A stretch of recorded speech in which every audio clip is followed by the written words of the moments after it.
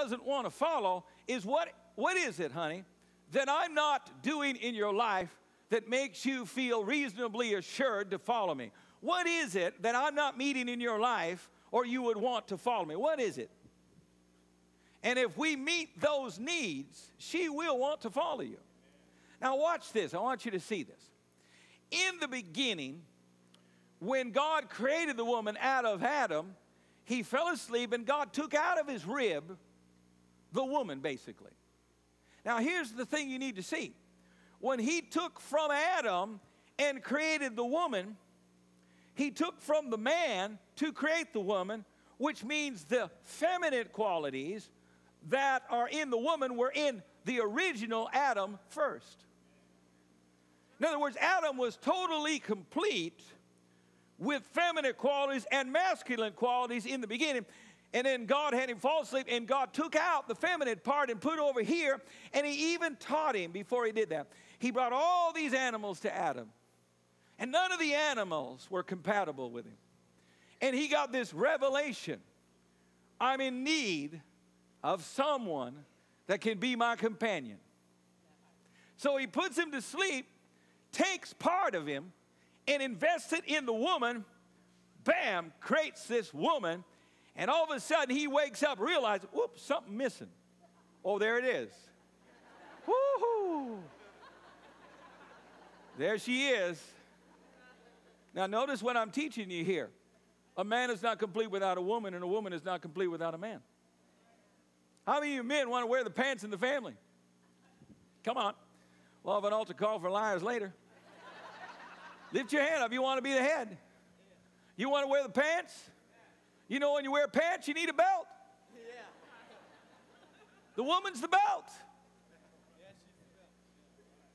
You understand? You can't wear the pants in the family unless you got a belt, and the belt is the woman. You're not complete without her. You're not just ruling. You're not just the head. You're the head in cooperation with her. It's actually pretty good news.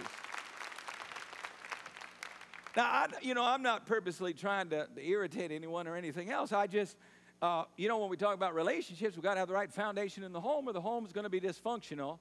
And then you're going to come into church and try to get into leadership, and there'll be no unity in leadership in the church because there's none at the home. If you can't do it in the home, you won't be able to do it in the church.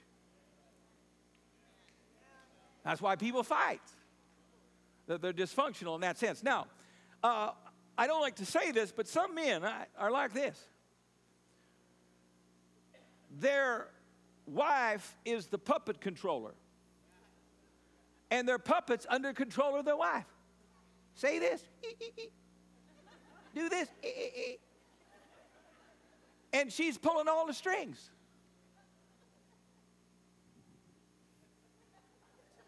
I'm telling you the truth.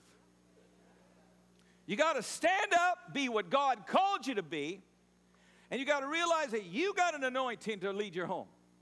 Your wife has an anointing to follow you, and you got to keep in the right anointing. You can't get in the woman's anointing. You got to get in the husband's anointing, and the woman can't get in the husband's. Come on, we got to get in the right anointing.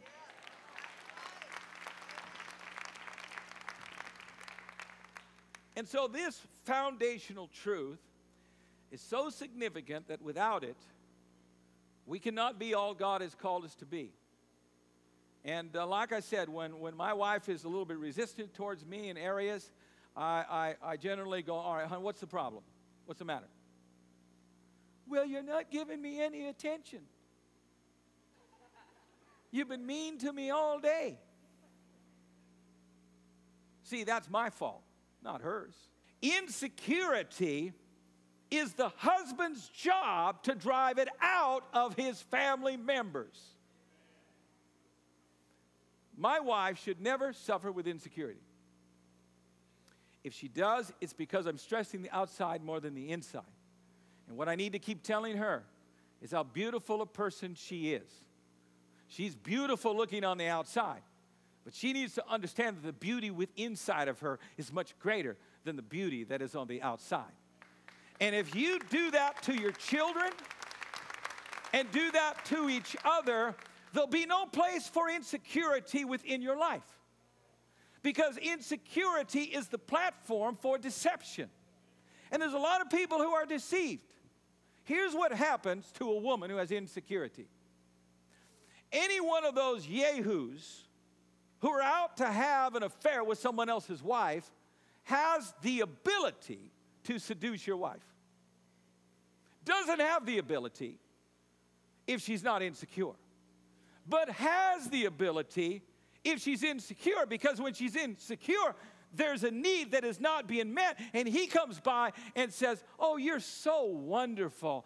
Oh, I've never met a person quite as unique as you, and you give him an opportunity to find a way into your wife's life because there's insecurity in her.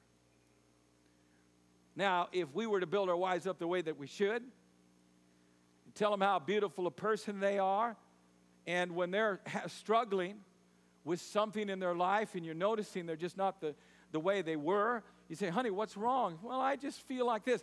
And you go through that and say, listen, that's not the wrong way to think. You're a wonderful person. And you build it up, and then that level goes right back up, and they're not insecure anymore. But when the insecurity's down here, anybody that's half-skilled can seduce your wife. Same with a man. Any woman that's half-skilled can seduce a man who's insecure. We need to, in our relationships, make sure there is no insecurity, because insecurity is the foundation for deception. Now listen to me. I could take two groups of people. I could put one group on one side that are insecure people. I could put another group on the other side who know who they are. I could, if I wanted to, make that group do pretty much anything I want them to do simply by telling them what is void in their life. Simply by telling them how wonderful they are. Simply by telling them, ministering to that void, I could seduce them. But the group over here, they go, no way, no way, no way. You're not going to make me do something that I don't want to do, because there's no emptiness in them. They're secure. Now, insecurity in the church has given place to the devil. He's given the place to the devil. And it's even taught in the church. Here's how it